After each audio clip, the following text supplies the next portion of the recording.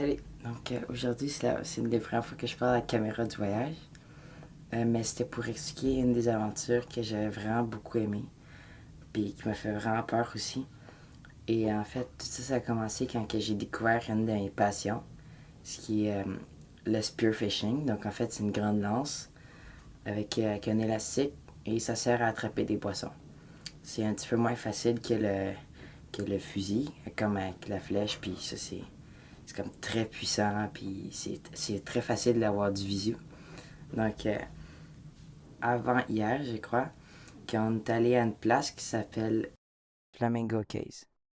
En fait, c'est une place qui était comme au bout d'une pointe, et quand on est rentré dans l'eau, on a vu un requin.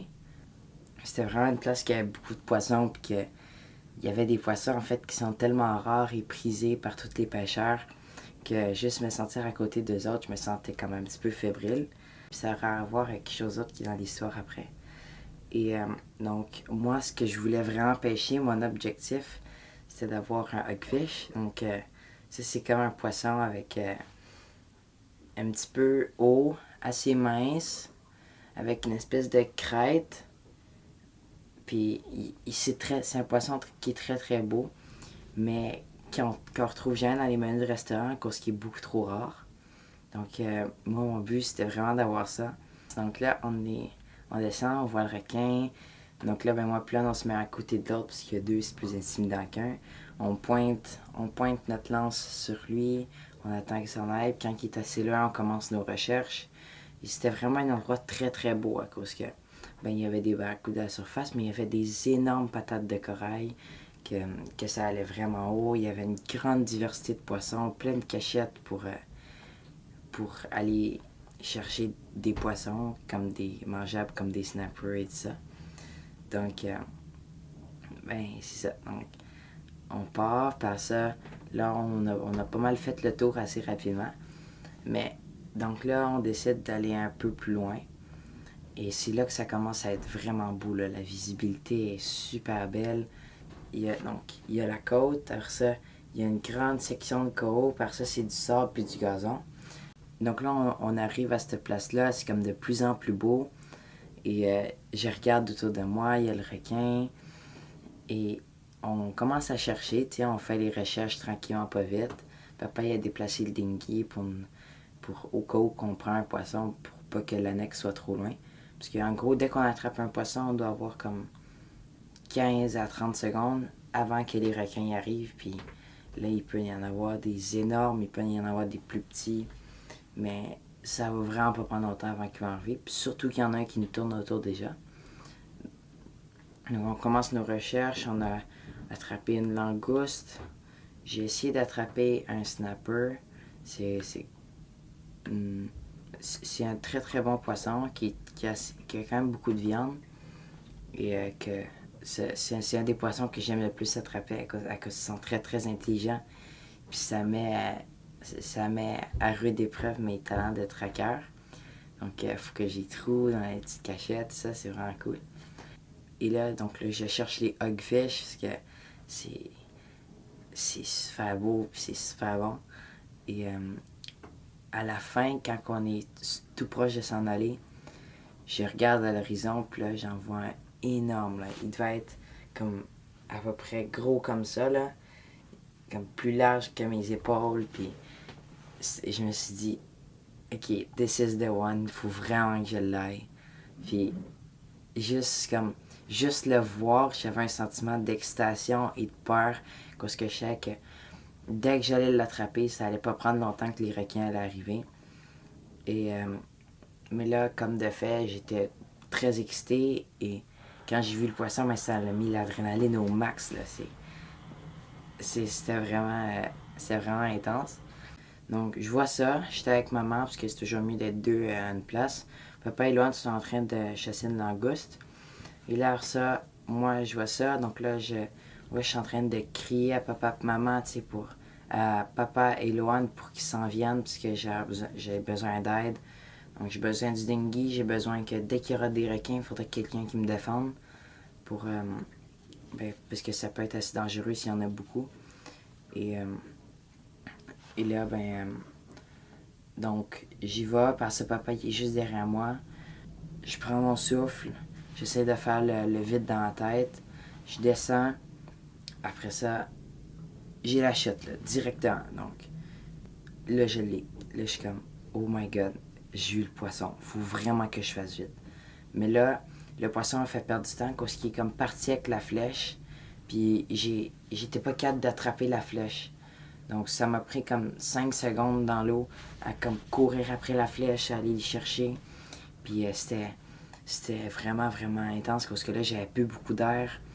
Puis là, ben, quand j'attrape la flèche, puis j'ai le plus gros poisson de ma vie, le meilleur poisson de ma vie au goût, que là, je me sentais vraiment comme dans les vidéos de pêche que j'ai écoutées. Là, je me suis dit, c'est un rêve qui s'est réalisé. Je me suis dit, c'est une des plus belles choses qui peut m'arriver. Mais là, ça, donc là, ça, je réalise deux choses. D'un, il faut respirer. Et de deux, qu'en levant la tête, et ben, j'ai réalisé qu'il y a en fait un requin qui allait droit vers moi. Donc là, ben, j'étais un petit peu impressionné par le nuage de sang, parce que ça doit y rendre bien, bien excité. Donc là, ça, ben, j'arrête pour remonter avec ma flèche comme serrée contre moi, là, juste comme contre mon chest. Donc là, je remonte. Donc là, je suis en train de palmer, là, je regarde en bas, là. Puis là, il y a le requin, là, qui me suit, là, comme... Il me suit en montant, là, puis ça m'a vraiment fait peur. Et vu que c'était la première vraie expérience de requin que je vivais, ben, j'étais terrorisé, donc j'ai lâché le poisson. Mais là, le requin, il a continué à venir vers moi. Comme même si j'ai lâché le poisson, il tombait à terre. Ben, il est comme allé au fond, à cause que la flèche est quand même lourde, là, puis c'est comme du métal.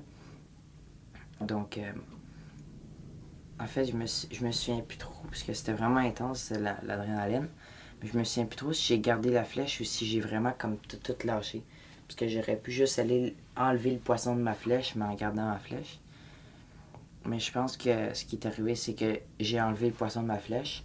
À ça, le poisson, il était comme mourant à cause que je l'avais eu dans les entrailles puis tous les organes vitaux. Donc, donc là, il est tombé au fond. Il était comme sur le côté, là, en train de mourir au fond. Puis après, il y avait un épais nuage de sang, là. C'était fou. Puis là, les requins, ils étaient plus excités que jamais, là. Là, c'était rendu qu'il y en avait trois à surface. Donc, maman était allée chercher le dinghy, que mais sa mère était allée chercher le dinghy. Loan était juste derrière. Il était tout proche de nous. Puis moi, papa, on était en train de s'assurer que les requins n'y arrivaient pas. Parce que c'était comme un vrai film d'action, là. Et donc là, je regarde en bas de temps en temps pour voir si le hagfish est là. Mais à un moment donné, j'ai oublié de regarder. Donc, ben, à un moment donné, soudainement, là, les requins, ils se sont en allés aussi vite qu'ils sont venus, là. Soudainement, il n'y en avait plus aucun. Puis là, ben, on s'est dit, ben, pourquoi ça? On regarde en bas, le hagfish est plus là. Donc là, j'étais comme, oh non, ça se peut pas, là. Donc là, j'étais déçu de moi, parce que, ben, je sais pas pourquoi j'avais lâché la flèche. C'était probablement juste à cause que j'étais vraiment terrorisé. Donc, mais j'étais quand même vraiment déçu de moi, vraiment fier de moi d'avoir réussi ce lancer-là de la flèche. Et ben, j'ai essayé de chercher, mais on n'a pas voulu chercher trop longtemps parce que même si les requins se sont en allés, ben il y a peut-être un beaucoup plus gros requin qui peut arriver. Ah, puis j'ai oublié de mentionner, ça c'est quand même des plus petits requins. C'est des reef sharks qu'on a identifiés. Donc ils sont pas très agressifs, contrairement à d'autres espèces. Et aussi ils sont plus petits, ils étaient comme à 5 pieds de long, il était juste à peu près grand comme mon frère. Mais ça peut être quand même gros pour d'autres personnes. Mais, donc, oui, c'est vrai. Donc là, on remonte à la surface. Donc là, je suis vraiment déçu de moi, mais en même temps, c'est comme. J'ai une vie la plus belle, la plus épeurante, l'affaire que je suis le plus fier de ma vie. Puis là, c'est comme un des plus beaux en ma vie, là. Quand on est revenu au dinghy, ben, papa il m'a expliqué les deux erreurs que j'ai faites, puis que j'ai vite réalisé que ça avait bien du bon sens. Que ben, j'aurais pu garder le poisson plus longtemps, parce que vu que c'était pas vraiment des requins agressifs, ils m'auraient techniquement pas vraiment attaqué. Moi, je pense que j'aurais juste fait, j'aurais juste dû garder ma flèche puis me défendre, comme si le poisson il était pas là dessus. Aussi, j'aurais dû attendre que tout le monde soit là puis qu'on organise une stratégie, que tout le monde connaisse ses rôles. Parce que le premier requin il est venu, j'ai même pas eu le temps d'aller à la surface, là, qui était déjà là. J'étais encore au fond d'ailleurs.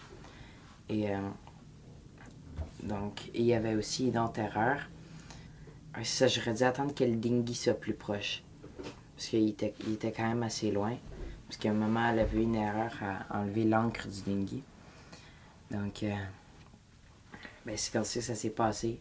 Après ça, ben, quand ce soir-là, là, j'ai tellement de misère à m'endormir, là, à cause que je me suis dit, wow, ça s'est vraiment passé, ça. Puis, j'étais vraiment heureux. À la fois, j'avais eu peur, mais j'étais, somme toute, extrêmement fier de ce que j'ai fait. Et que j'ai pu avoir le poisson, que j'ai pu en garder un bon souvenir à la place d'un mauvais, même s'il y avait énormément de requins, beaucoup de sang, et que j'ai perdu mon poisson. Donc, en gros, tout est pas allé comme ce que je pensais faire, mais ça a été extrêmement bien parce que j'ai vraiment pu connaître la défaite, parce que maintenant, ça m'a enrichi, parce que pour les prochaines fois, je peux savoir, si je vois un autre gros hugfish, là, ben là, je peux savoir c'est quoi les stratégies à adopter, si je me rappelle, puis si je suis capable de garder mon sang-froid. Mais ça, pour les prochaines anecdotes, là, je pense que je vais être capable d'avoir beaucoup plus de sang-froid, puis d'être, d'être capable d'élaborer des meilleures stratégies avant de passer à l'action. Donc, bye à Maëlle du futur. Puis, j'espère que tu vas passer une bonne journée. Bye!